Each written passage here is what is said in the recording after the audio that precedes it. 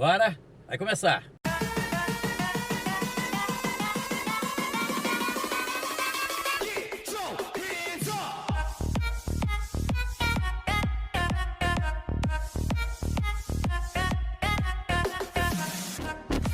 Estamos de volta! Olá, você! Que bom estar chegando aí na sua companhia, no seu celular, no seu computador, aqui na Rede Brasil de televisão. Bom demais, estamos chegando no oferecimento de Cofrio, sabor a toda prova, que tem a melhor linguiça para o seu churrasco, temperada, suculenta, gostosa, é a melhor do Brasil.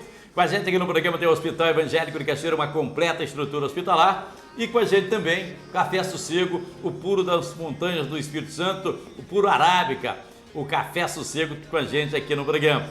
O verso de hoje é com ele, é filho de um pastor da Igreja Batista. Ele hoje está na religião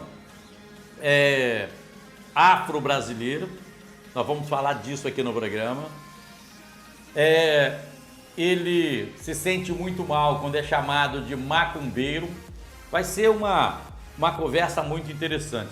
Na realidade, toda religião sofre preconceito, todas, evangélica, católica, mas ninguém sofre, nenhuma religião sofre tanto preconceito como a afro-brasileira. Henrique Boaventura está aqui para conversar com a gente. Amigo Henrique, que bom receber você aqui no programa. Cara, é sempre um prazer estar junto com você, conversando contigo, Parraro. Todos os programas que você faz são programas maravilhosos que abordam, é um grande formador de opinião, que abordam temas polêmicos e que precisam ser discutidos na sociedade. Eu falei aqui da questão que você fica triste quando te chamam de macumbeiro, porque é uma coisa que as pessoas... A falta de informação faz com que as pessoas tenham medo, a falta de informação faz com que as pessoas tenham preconceitos, né? A minha equipe, por exemplo, eu pedi que marcasse com você e a minha produção falava, olha, tal dia é o macumbeiro, hein? Olha, tal dia a sua conversa vai ser com o macumbeiro, hein? Mas isso é por falta de informação, né, Henrique? Sim, é falta de informação. Eu odeio, eu tenho assim eu tristeza quando venho até mim lidar como um macumbeiro. Sim. Eu não aceito ser chamado de macumbeiro. Né? Na verdade, eu sou um bom cumbeiro. Bom cumbeiro. De onde vem esse nome, Henrique? Olha só, vem lá atrás, né, quando o Brasil colônia, né, a Inquisição religiosa espanhola, ela era o poder na época, né? Era o juiz, era o poder político, tudo estava ligado à Inquisição religiosa, eles que mandavam em tudo. E os negros faziam suas festas, né? Se houvesse um casamento, eles iam lá, pegavam o tambor, tocavam, faziam uma roda, uma fogueira e ali eles festejavam, né? Nos seus movimentos, na sua cultura religiosa também, da mesma forma. Então o negro sempre foi um povo feliz, um povo alegre. Nós estamos falando ainda na escravidão. Na escravidão, na época do Brasil, colônia, Brasil, na escravatura, né? Tinha um casamento lá, eles se reuniam, né? Pegavam o tambor, trazendo essa cultura da África. Cantavam, seu próprio idioma. E aí batia o tambor lá, tocava o tambor. Exatamente. Então vamos falar da macumba. Da onde surgiu isso, né? Então, os caras que tocavam aqueles instrumentos eram chamados de cumbeiro. Porque cumba é uma árvore, entendeu? Onde as pessoas faziam os seus instrumentos, tipo uma flauta e o instrumento de percussão, que são chamados hoje de atabaque, os seus tambores. Sim. Então, essas pessoas eram chamadas de cumbeiro, no idioma umbundo, né, de Angola. O músico era chamado de cumbeiro. Cumbeiro, exatamente. Então, para que a Inquisição, aquele problema do Maquiavel, vamos lá, a tese de Maquiavel, né, do príncipe italiano de destruir uma cultura para facilitar a dominação. Sim. Entendeu? Entendi. Então o que eles fizeram? Aglutinaram várias etnias de povos africanos, muitos deles eram inimigos lá na África, para tentar atrapalhar a sua cultura. E falaram, e continuavam dizendo dentro da igreja e para o povo, tudo que o negro fazia era mal, era ruim, era mal. Então, mal, cumbeiro. Então aquela festa era pro mal. E daí surgiu esse pejorativo de macumbeiro e que eu não aceito ser chamado. E até os dias de hoje, as pessoas que são dessas religiões, tem religiões diferentes, são chamados pelos leigos de macumbeiro. Inclusive, Parraro, eu vou fazer uma observação. Inclusive, até gente da nossa própria religião que não tem esse conhecimento histórico e não sabe que realmente, a pessoa, quando chama a pessoa de macumbeira, está querendo dizer que ela pratica o mal, não tem essa noção. Elas mesmo falam, vou na macumba, vou e tal, porque não conhecem realmente a verdadeira história. Porque a hora que conhecer, não vão aceitar ser chamados de macumbeiro. Sim, sim. Agora, deixa eu voltar num tema aqui, e na sequência a gente se aprofunda um pouco mais na sua religião. Sim. Você foi criado na igreja batista, você foi criado na igreja evangélica. Nasceu na igreja e seu pai era pastor, é pastor. Sim, eu nasci na igreja, nasci na comunhão batista, eu fui batizado na igreja batista em Vila Kennedy, no Rio de Janeiro, o pastor Ascendino, inclusive ele foi pastor aqui da Monte Sião, aqui em Cachoeiro de Itapemirim, né? Sim. E eu fui batizado aos 9 anos de idade, eu fui missionário na minha adolescência até os 16 anos, mas eu estudei... No estudar as passagens bíblicas, estudando a Bíblia, e muita coisa que estava acontecendo, eu encontrei muita divergência, muitas contradições sobre Deus, sobre o que era Deus. Sim. E no que Jesus realmente pregava. Jesus não pregava que a igreja dele era um templo, não pregava... no Velho Testamento se encontrava que Deus era impiedoso, a pessoa cometesse um pecado, pagava com a vida. Aí Jesus Cristo, lá no Novo Testamento, falava que o pai dele era um pai de bondade, que perdoava os pecados da humanidade, que era basta você se arrepender. Então eu fiquei isso criou um conflito na sua cabeça? Criou, porque eu falei, então são vários deuses. Né? O Criador, Deus do Velho Testamento e o Deus do Novo Testamento são completamente diferentes. E aquilo tudo me fez pensar, e eu tive alguns problemas pessoais dentro da igreja em si. Eu resolvi me afastar, mas sempre respeitando o cristianismo, porque foi onde eu cresci, foi a minha base religiosa, né? E eu conheci o candomblé.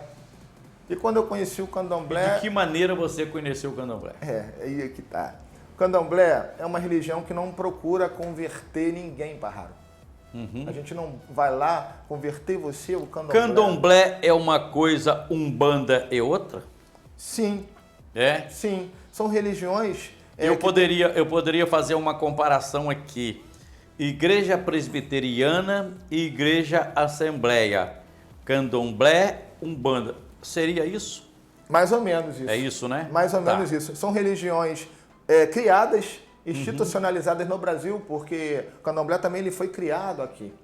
Né? A umbanda também ela foi criada aqui no Brasil. Né? A umbanda ela tem a diferença da umbanda, que o candomblé ele trouxe o culto dos orixás que vieram da África. Sim. E se organizaram aqui no Brasil. Trouxeram a África, os vários pedacinhos da África, as várias culturas. Chegou já com religião aqui. Não. Não. Não. O culto, a religião africana, o culto aos orixás, o culto Xexelabá, como é dito, ele é cultuado na África de uma forma. Cada região lá, ela cultua um determinado orixá, patrono daquela tribo, patrono daquela cidade. Entendi, são vários. Vários. E quando chegaram os escravos aqui para o Brasil, né, eles chegaram de vários pontos da África, com idiomas diferentes, inclusive. Né? Então, o que eles fizeram? Gente, a gente tem que se fortalecer. A gente não pode perder a nossa cultura. O que nós vamos fazer? Se organizaram todos, né, e formaram um candomblé. Quer dizer, pegaram um espaço físico, Parraro, transformaram um pedacinho de cada África dentro de um espaço e ali cultuaram todos os orixás numa forma só, sob a liderança de um líder, ou um pai de santo, um babalorixá ou um maialorixá. Então, assim que foi institucionalizado o candomblé no Brasil. Claro, de origem africana, mas completamente diferente. A sua organização, o seu modo de culto, completamente diferente do como é cultuado na África e do que é cultuado em Cuba. Nós vivemos um momento no Brasil, ainda na época da escravidão, em que esses escravos, eles cultuavam, se eu estiver errado, você me corrige, cultuavam seus deuses ou cultuavam os seus santos, utilizando o nome, por exemplo, de Santa Igreja Católica, que era obrigado, porque senão eles sofriam com aquilo. Né? E aí são vários santos que eles estavam lá cantando, rezando, orando para aquele santo católico, mas na realidade era para o Deus que eles acreditavam. Não é isso? Existiu. Por isso que eu fiz a pergunta, a questão que já chegou Existiu. com E religião. eu vou falar também dentro da religiosidade e também dentro do problema do preconceito. Sim. Né? Na época da Brasil escravidão, né, os brancos, eles não viam o povo preto, não vou falar negro, porque negro é negativo, o povo preto, né, a cor preta, Sim. como gente. Eles não, nem a igreja, até a igreja que eles cultuavam o catolicismo era separada. Era separada da igreja do branco. E o negro e o preto, para não perder a sua cultura, para não esquecer quem eles foram, eles utilizavam desse artifício do sincretismo. Sim. Pegaram cada santo da igreja católica e o orixá que mais parecia, né, na sua origem, e fizeram esse sincretismo. Aí, quer dizer, ali estava a imagem do santo, vamos botar assim, Nossa Senhora de Aparecida estava ali, vamos botar, né? Sim. Que é uma santa nova, né? Em detrimento a essa coisa. Nossa Senhora da Aparecida está ali. Então, debaixo ali tinha um assentamento de Oxum, escondido, onde eles cultuavam. Acabava a missa, né? A Inquisição, os padres, eles iam embora, eles iam para trás da igreja e ali eles faziam um candomblé. Entendi. E ali cultuavam os seus santos. Prossiga, você falava dessa questão do que eles, por uma questão de sobrevivência, tinham que falar, tinha que rezar, orar, cultuar na frente de um santo católico, mas na realidade estava cultuando, como é que eu vou tratar? Cultuando o seu orixá. Seu orixá. O seu orixá. Seu anjo da guarda. Seu anjo da guarda. Sim. Exatamente.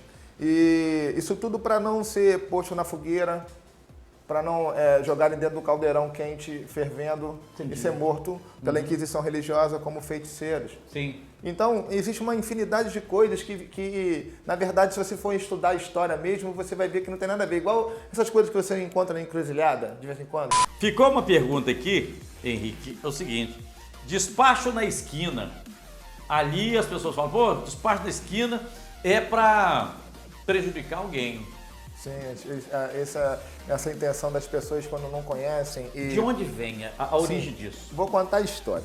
A história é o seguinte: o povo preto realmente é um povo muito estrategista e muito inteligente. Na organização das fugas, né, das fazendas, das fazendas de escravos para os quilombos, faziam-se estratégias nas encruzilhadas e nas estradas se deixarem comida, alimento e bebida para aquele negro fujão, para aquele preto fujão que está fugindo para o quilombo. Então, o outro negro que via que falava assim para os brancos, aquilo ali é feitiço, não bota a mão não, aquilo ali é um troço para acabar com a vida, aquilo ali é feitiço, bruxaria feia. Da onde que na realidade não, deixava ali, porque à noite o preto fujão vinha e tava ali a comida para ele. O frango, a farofa, o aguardente, a água, entendeu? Vela para iluminar, entendeu? O fumo, tudo aquilo ali que o negro precisava para uma sobrevivência nessa caminhada até o quilombo. Então, essa estratégia que o povo preto, o negro, ele utilizava, mas isso aí ficou cultural.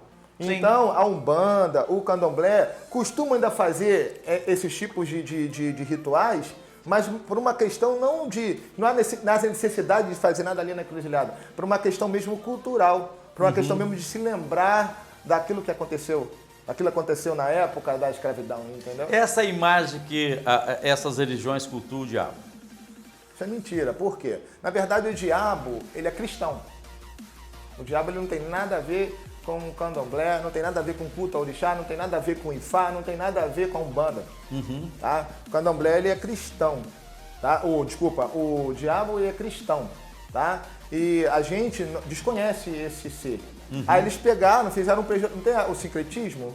Sincretizaram uma imagem de um orixá nosso, que ele é mais parecido com o ser humano. É um orixá que está aqui perto de nós, ele é o mensageiro, é o que leva as mensagens, que traz a mensagem, chamado Exu.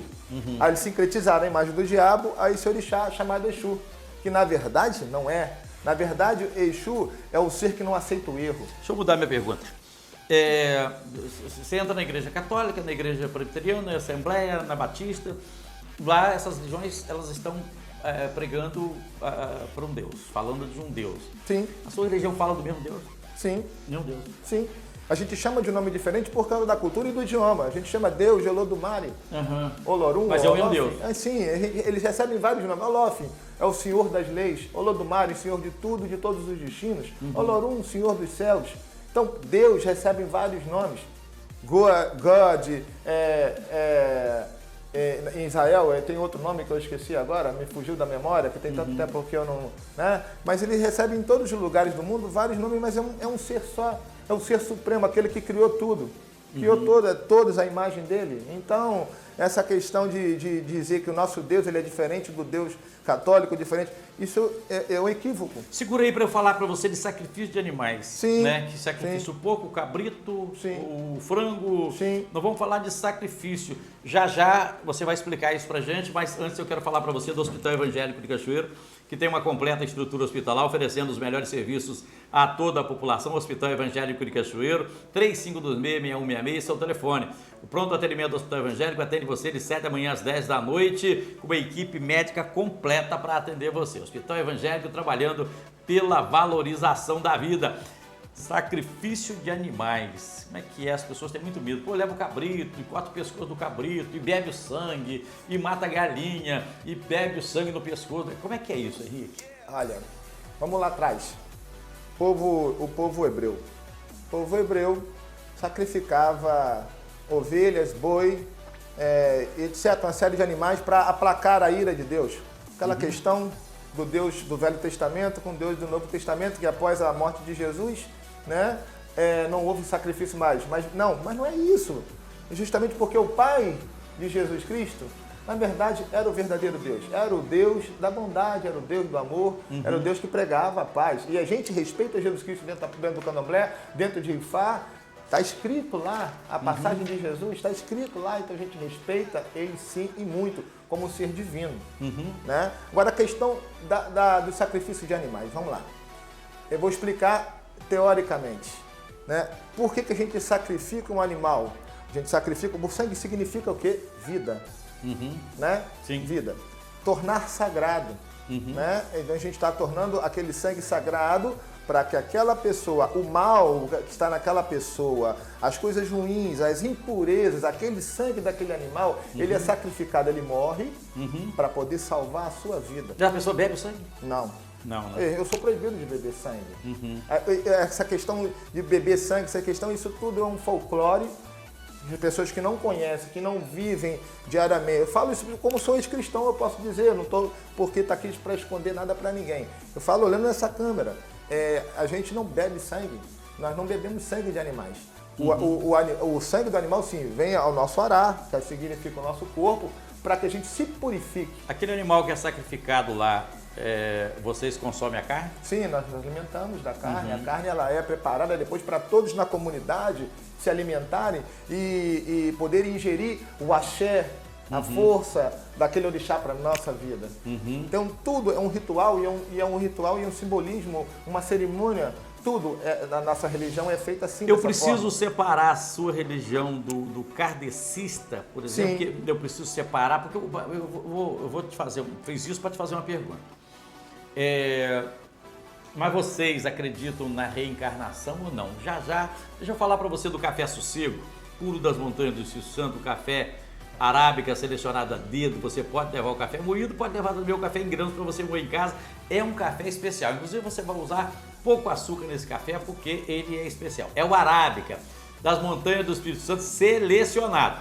Aí é o seguinte, desde a plantação, do cuidado com a planta, na hora da colheita também é colhido somente os grãos maduros, no ponto certo, depois é moído também de maneira especial, aí chega na sua casa esse café puro das montanhas do Espírito Santo. Estou falando do café sossego. Fala com o Edson nesse telefone aqui, ó, que aparece no seu vídeo, e você da sua padaria, no seu supermercado, na sua mercearia, também pode vender esse produto maravilhoso, que é daqui do Espírito Santo, é das montanhas do Espírito Santo. Café sossego. Bem, então, primeiro, duas perguntas. Primeiro, a gente precisa separar a sua religião do espírita, que é kardecista. A gente separa isso. Sim, são dogmas diferentes. Diferente. Sim. Mas as duas pregam a reencarnação, acreditam na reencarnação. Sim, várias religiões acreditam na reencarnação. Várias. Né? Várias nesse segmento. Não, segmento porque todas as religiões... Católico acredita em reencarnação? Não. Presbiteriano? Não. Assembleiano? Não, porque são de origem cristã, né? Eles não acreditam na reencarnação. Eles acreditam que... Quando você fala de várias, você fala de que várias? Então, eu falo da religião budista, eu falo da hinduísta, eu falo que são as religiões mais antigas do mundo. Entendi. Eu falo do candomblé em si não, mas do culto Xexelabá, que é o culto cultuado na África, de Ifá, que fala da reencarnação, né? A filosofia de Ifá fala da reencarnação, da nossa ancestralidade, daquilo que a gente absorve dos nossos ancestrais, daquilo que a gente herda de legado desses ancestrais, da história que eles viveram lá e que a gente herda. Então, tudo isso daí, essas religiões, elas lidam com ancestrais, com ancestralidade. A religião católica, ela não acredita na reencarnação, mas ela cultua a ancestralidade. Ela vai lá no dia das almas, lá acende a vela para as almas no cemitério. Ela vai lá orar. Tem a missa, que é missa para as pessoas que já morreram, de determinadas famílias. Então, isso é um culto ancestral. Então, de uma certa forma, a gente está ligado dentro da espiritualidade, esquecendo os dogmas, as diferenças, mas estamos ligados dentro da espiritualidade como um só.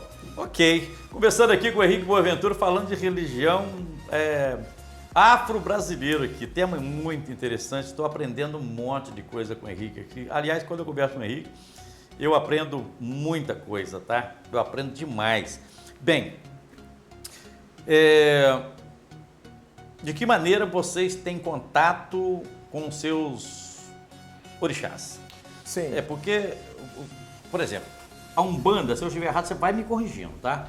A Umbanda, você chega lá no terreiro, na casa, aí vai ter lá o exemplo, o Preto Velho. Trabalho, né? Com Trabalho. o Preto Velho. Aquele trabalho que o Preto Velho encarna lá no espírita, que na região é chamado de cavalo, certo? Sim. É isso? O aparelho. O aparelho, que é chamado de cavalo o aparelho, encarna lá e você que está lá, você tem um contato, lá fala com o Preto Velho, que é um espírito que veio, encarnou ali. Ok. Na sua religião, vocês têm isso? Também, mas é um pouco diferente. Vamos lá. Por quê? Porque, olha só. Uma vez me falaram que... Desculpa, eu vou te cortar. Uma vez me falaram que na sua religião chegam a ver o espírito. Também. Ali. Aí eu tô falando que não é encarnado uma pessoa, não. Também. O espírito mesmo sem estar encarnado, ele aparece aqui. Sim, é isso? Sim. Eu cultuo dessa forma também. É. A gente tem dentro de Ifá o culto ao Egungun. É onde eu vou entrar agora. Sim. O Preto Velho é um Egum. O que significa Egum? É um morto. A pessoa que viveu e morreu aqui na Terra. Ele passou por tudo aqui, viveu e morreu. Só que ele não cumpriu com tudo que ele tinha que cumprir aqui. Tudo aquilo que ele compactuou com Deus nos céus de cumprir aqui na Terra, ele não conseguiu cumprir em vida, nas vidas que ele teve. Sim. Então, o que ele teve que fazer? Quando você fala das vidas, nós estamos falando de reencarnação. Sim, das vidas que ele teve reencarnado. Então, o que ele teve que fazer? Ele teve que, nesse período, virando numa pessoa, incorporando numa pessoa, para que ele possa fazer aquilo, para que ele possa ganhar luz o suficiente para herdar o caminho dos céus, o caminho encontrar com Deus nos céus. É nisso que a gente acredita. Agora, no candomblé, é um pouco diferente. No candomblé a gente cultua os reis e rainhas divinizados. São anjos que vieram dos céus à terra para cumprir determinada missão, como Jesus Cristo também veio cumprir a dele. Então, outros anjos vieram aqui. Vieram aqui e deixaram vieram reencarnados como seres humanos, mas eram divinos. E na África a gente cultua esses seres. E o orixá é um pouquinho diferente da incorporação de um egum, né, que é um preto velho, um caboclo. O orixá ele não vem de fora para dentro. Todos nós temos orixá, ele vem de dentro para fora. Ele simplesmente aflora. E no ritual de iniciação... Peraí, você está me dizendo o seguinte, por exemplo, eu posso estar conversando com você e o orixá, eu posso ver esse orixá saindo do seu corpo, seria isso? Não. Não? Isso daí já é uma outra situação que eu vou explicar para você. Eu estou falando da incorporação, do como que é o candomblé e como que é a Umbanda. Né? A Umbanda, ela tem a facilidade de pegar para si muitos rituais e aglomerar dentro do culto dela. Por exemplo, lá você encontra vestígios fortes do catolicismo, vestígios fortes do candomblé, vestígios fortes de várias religiões. Em qualquer lugar do Brasil, lugares diferentes, por exemplo, na Amazônia, você vai encontrar Umbanda ligada ao culto indígena, à pagelância e etc. O candomblé não, o candomblé ele já é distinto, entendeu? Que pena que o nosso tempo acabou. mas você vai voltar para a gente dar seguimento nessa nossa entrevista, porque muito interessante. Eu quero terminar a entrevista. Primeiro, eu te fiz um monte de pergunta boba aqui, mas é a falta de conhecimento mesmo na religião. E eu espero que de alguma maneira a gente tenha contribuído no sentido da gente ir diminuindo esse preconceito que a sua religião sofre e sofre demais. Quero agradecer muito a sua vinda aqui. Eu poderia, Parrado, deixar um recado para todos, claro, olhando nessa câmera? Eu gostaria de falar para todo cidadão, para todo homem de bem, para todo homem de religião, que qualquer religião, todos nós somos irmãos. E como Jesus Cristo falava, para aqueles que são cristãos e sabem da palavra de Jesus Cristo, e nós também, do Candomblé e da Umbanda, a gente faz, como homens de religião, pregar o amor, né? Ajudar o próximo. Nesse período de pandemia da Covid-19, que está um período muito sério, que Deus permitiu que essa doença chegasse ao mundo, né? Para que o homem pudesse parar de olhar um pouco para o seu próprio umbigo e olhasse mais para o seu irmão que está do lado. Então eu peço a vocês, meus irmãos, que possam olhar para o seu irmão que está do lado. Vamos esquecer dogmas e vamos nos lembrar que nós, antes de ter dogmas religiosos, nós temos espiritualidade. Obrigado, Henrique. No oferecimento de Cofrio, sabor a toda prova, Hospital Evangélico de Cachoeiro, Café Sossego. Amanhã tem mais. Até lá.